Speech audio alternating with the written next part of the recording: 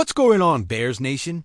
Welcome back to Bears News Fan Report, your home for all the latest updates, breaking news, and insider rumors about our beloved Chicago Bears. Today I've got something that's going to make you scratch your head. Something that's going to spark a serious debate about draft strategy and roster construction. We're talking about a projection that just dropped from one of the biggest names in sports media. And trust me, you're going to have strong opinions about this one. Stick around because what I'm about to share is going to challenge everything we think we know about Ryan Poles' plan for building this roster moving forward. Before we get into the meat of this story, let me just say how incredible it feels to be a Bears fan right now. We're 8-3, we're sitting in first place in the NFC North, and we're actually talking about playoff seeding instead of draft positioning. That's a sentence I never thought I'd get to say with such confidence just a few years ago. Ben Johnson has transformed this offense. Caleb Williams is developing into the quarterback we hoped he'd be, and suddenly the entire NFL is taking notice. Even Pat McAfee is starting to believe in what we're building here in Chicago. And when you've got mainstream media talking heads giving the Bears respect, you know something special is happening. This is the position we've been dreaming about for years. No more Monday mornings spent on Tankathon trying to figure out draft positioning. No more refreshing Mel Kiper's website every hour hoping for a new mock draft to give us something to be excited about. We're past that now.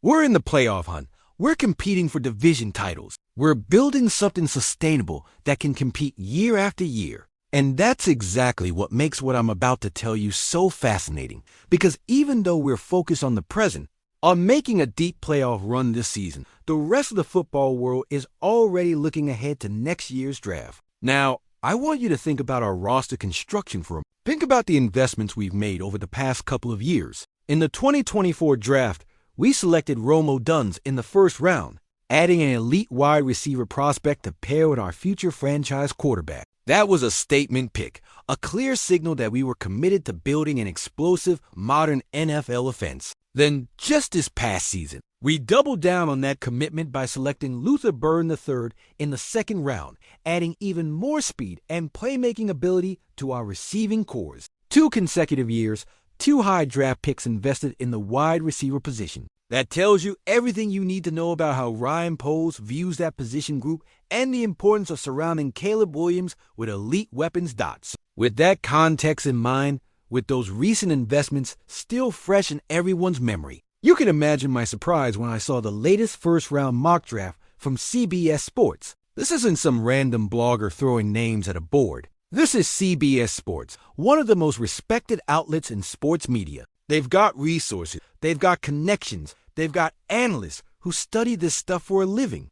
And yet, what they're projecting for the Bears in the 2026 draft is absolutely wild. According to their mock draft, the Bears, who will be picking 26th overall in the first round based on current standings, are projected to select a wide receiver. Yes, you heard that right. 2 years after taking Rome Odunze in round 1, 1 year after taking Luther Burden in round 2, CBS Sports has us going right back to the wide receiver position with our first pick in 2026. Now, before you start typing angry comments or throwing your phone across the room, let me tell you about the player they have us selecting, because the prospect himself is actually really intriguing. The player in question is Chris Bell from Louisville. Bell is an explosive, big-body receiver who presents serious matchup problems regardless of where he lines up on the field. According to CBS Sports analyst Blake Brockermeyer, Bell is a high-upside player who would be a household name nationally if he were, playing in an offense that funneled him the ball more consistently. So we're not talking about a reach here. We're not talking about a project player who needs years of development. Bell is a legitimate first-round talent with the physical tools and production to warrant that selection. But here's where this projection becomes absolutely baffling from a roster construction standpoint. Let's think about what our wide receiver room would look like heading into the 2026 season. You'd have Rome Odunze, who by that point would be entering his 3rd season and presumably hitting his prime as a number 1 receiver. You'd have Luther Burden III entering his 2nd season, hopefully building on a promising rookie campaign. You'd still have veteran pieces who can contribute. And then you're going to add another first-round wide receiver to that mix. That's 4 high-level investments at one position group in a 3-year span. That's not how you build a balanced, championship-caliber roster in the modern NFL. Don't get me wrong, I'm not saying Chris Bell isn't a talented player. I'm not saying he doesn't deserve first-round consideration. What I'm saying is that there's absolutely no way the Chicago Bears are going to select a wide receiver in the first round of the 2026 draft.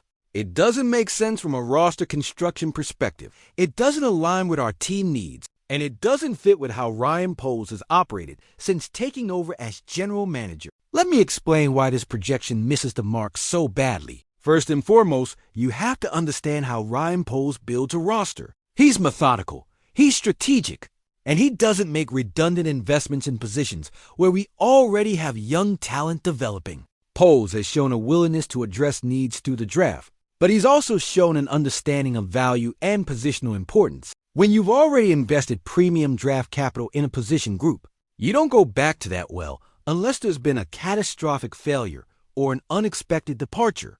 Neither of those scenarios applies to our wide receiver situation. Second, let's talk about actual team needs heading into the 2026 draft. While we're having a great season right now, there are still areas of this roster that need to be addressed if we want to sustain the success and compete for championships. The most glaring need, the one that every Bears fan who watches this team closely can identify, is edge rusher.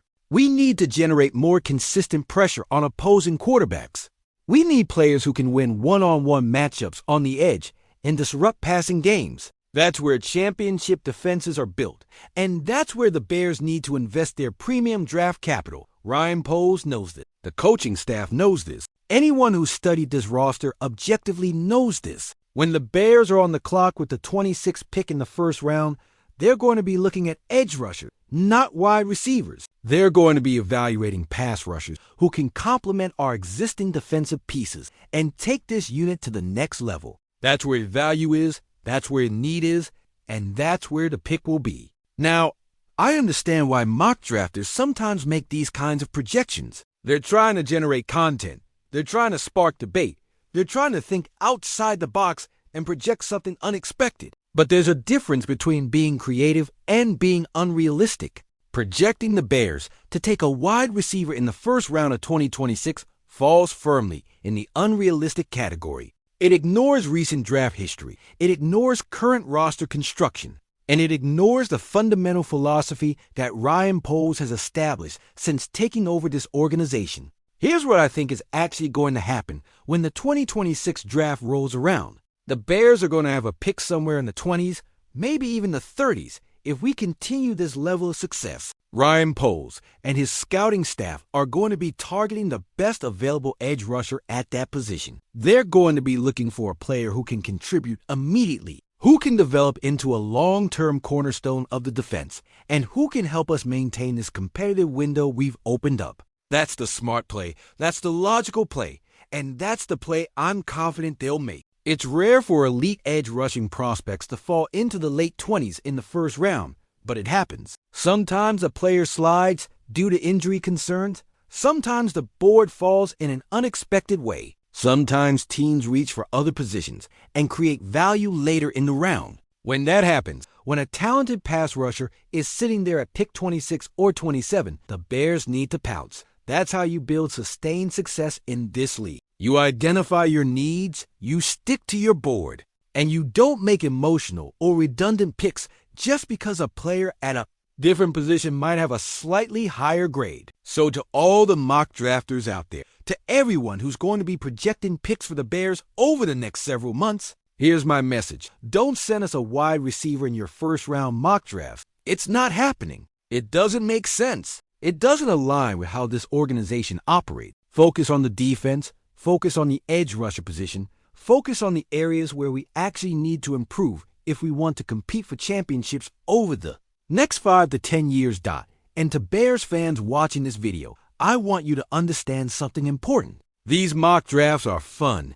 They're entertaining. They give us something to talk about during the off-season. But they're not gospel. They're not insider information. They're educated guesses at best and wildly inaccurate projections at worst. Don't let a mock draft that has us taking a wide receiver in round 1 stress you out or make you question Ryan Poles' plan. Trust the process, trust the vision, and trust that our front office knows what they're doing. The fact that we're even in a position to be picking in the late 20s is a testament to how far this organization has come. Just a few years ago, we were picking in the top 10 consistently, watching other teams compete for championships while we rebuilt. Now we're the team that other organizations are trying to catch.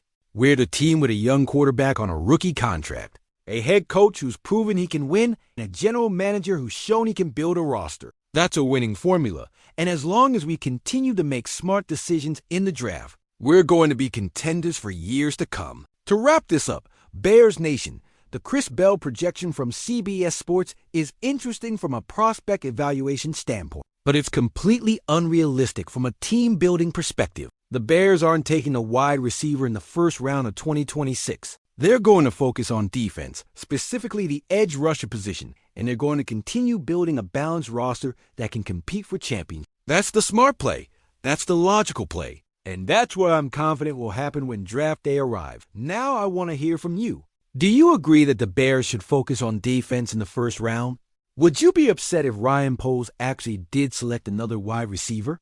What position do you think is the biggest need heading into next year's draft? Drop your comments down below because I love hearing your perspectives and debating roster construction with you all. And if you haven't already, make sure you hit that subscribe button and turn on notifications so you never miss an update from Bears News Fan Report. We're bringing you daily content, breaking news, and in-depth analysis of everything Chicago Bears. Share this video with your fellow Bears fans. Give it a thumbs up if you enjoyed the breakdown. And I'll catch you in the next one with more news and analysis. Bear down.